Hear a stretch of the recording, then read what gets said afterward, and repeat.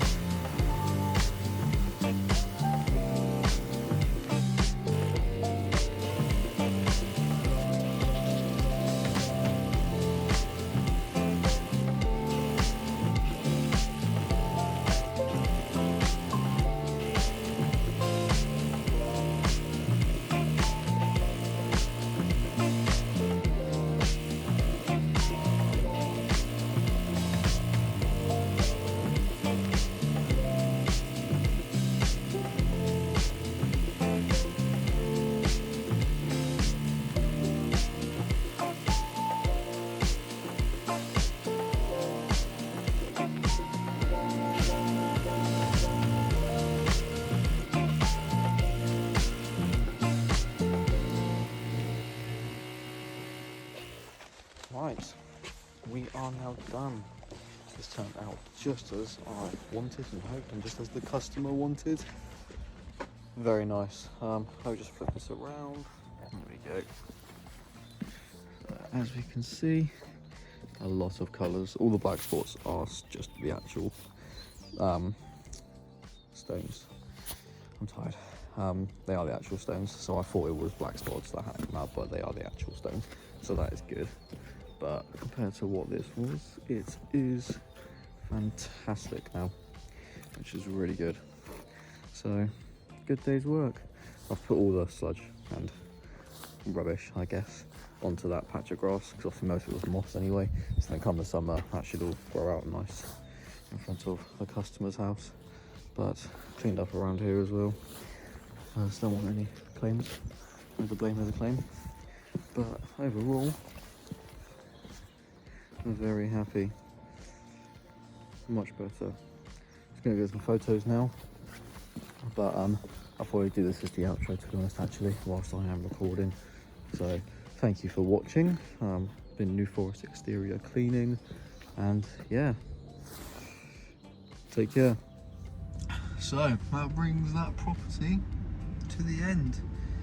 The whole entire back patio, or both the patios done, the driveway is now done, and obviously the front patio in front of the house. Looking at the driveway now, very, very happy and very proud of what it looks like. And just overall, I think, you know, it was the first video, one of the first videos to go onto the channel, and to see it all come to an end. It's like at the end of a saga, but no, it's all very nice, and come the summer it'll look even better. So really happy right now, and really looking forward to doing more videos. So if you want to see some more videos, you know, drop a little subscribe, wouldn't hurt. It's free. Obviously saw the POV out, so that was a lot better. So there'll be a lot more videos with my head strap, even though it does leave a little mark, but it's alright. It's not the end of the world. But yes, I am filthy, so I need to go have a shower. There won't be any proper videos, any cleaning videos for about till next week, end of next week maybe. Personal reasons. But yes, I'm gonna go home, have a shower, get some food in me, because it's 4:10. So take care.